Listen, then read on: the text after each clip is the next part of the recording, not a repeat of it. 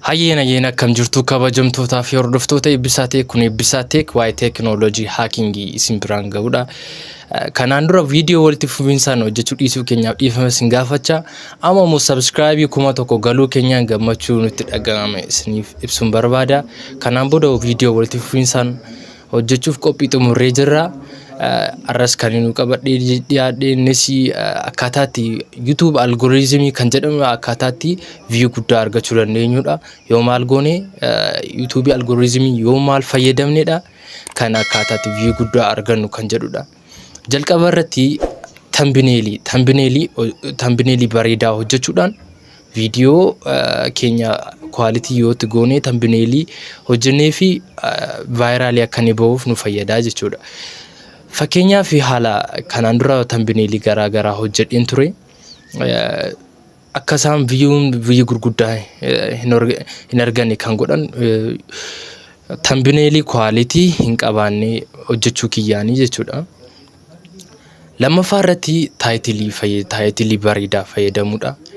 Innis taayitilii namoonni kanaan dura fayyadaman osoo hin taane taayitilii mataa keenya gabaabaa ta'ee fi kiiboordii jechoota kiiboordii warra jedhamanii jecha gabaabaa ta'anii garuu namoota kakaasuu danda'an jechoota gabaabaa ta'anii kiiboordii warra jedhaman fayyadamuudhaan hashtaagii fayyadamuu taayitilii keessan irratti hashtaagii tokko mallattoo akkasii argisiistanii walakkaa isaa irratti mallattoo kana godhatanii hashtaagii irratti fayyadamuu dandeessu jechuudha. Yookiin immoo namoota kanaan dura viidiyoo hojjetame irraa ilaaltanii fakkeenyaaf yeroo baay'ee how to kan jedhu kanarratti how to kan jedhu namoonni baay'inii fayyadamu. Afaan Oromoodhaan erga fayyadamnee booda mata duree yookiin taayitilii afaan Oromoodhaan erga fayyadamnee booda how to kan jedhu yookiin Ingiliffaanis fayyadamuu qabna jechuudha. Vaayiraalii akka isaan ba'an niif baay'ee gahee guddaa qaba jechuudha. Inni sadaffaan descriptionidha. Descriptioninis viewin keenya akka dabaluuf gahee olaanaa qaba jechuudha. Descriptionii keessatti yeroo baay'ee namoota akkasumattiin bakka duwwaa dhiisnu yookiin immoo viidiyoo keenya wajjin kan wal ilaallanne barreessina baay'een keenya kana dhiisuu qabna. Descriptionii keessatti viidiyoo keenya wajjin wantoota wal ilaallatan barreessuu qabna.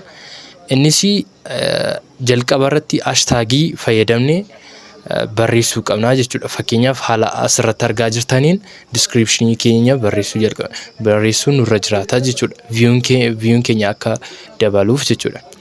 Inni sadaffaan immoo viidiyoo quality qabu hojjechuudha. Kanarratti viidiyoo quality yeroon jedhu baay'een keenya bilbila smartii fayyadamnee viidiyoo erga waraabne booda yeroo uploadii goonu viidiyoo quality'n isaa gadi nu jalaa bu'a. Kanas haala salphaatiin quality keenya sirreessinee uploadii gochuu qabna jechuudha.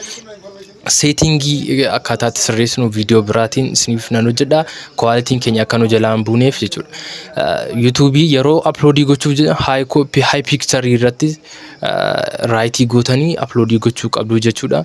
Viewin keenya akka guddaa ta'u yookiin baay'ee akka nuuf dabaluuf baay'ee nu gargaara jechuudha. Dabalataan immoo taayitilii erga jennee booda taagiidha. Taagiinis gahee guddaa qaba. Sabskraayibii guddaa akka nu argamsiisuuf taagii garaa fayyadamuu qabna. Fakkeenyaaf kanaan dura viidiyoon hojjedhe jira. Viidiyoo asirratti akka argaa jirtanii akkaataatti taagii namoonni view gurguddaa qaban akkaataa taagii akkamii akka isaan fayyadaman akkaataatti baruu dandeenyu.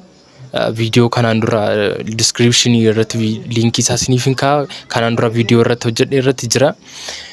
Taagii namoota ofii taagii barreessuu yoo dadhabdan namooti kanaan dura viidiyoo gurguddaa jechuun viidiyoo gurguddaa viidiyoo qaban taagii isaan fayyadaman fudhannee ofii keenya taagii keenya irratti barreessuu dandeenya jechuudha. Haala kanaan viidiyoo keenya vaayiraalii akka inni ba'uu fi view guddaa sabskraayibii baay'ee akka argannuuf nu fayyada jechuudha. Barnooti kun isin fayyadeera taanaan subscribe like gochuun jajjabeessaa jecha.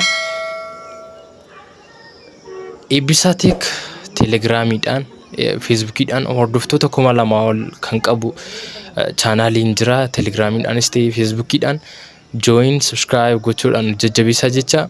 Gaaffii fi yaada yoo qabaattan koomentii irratti nuuf barreessaa. Galatooma.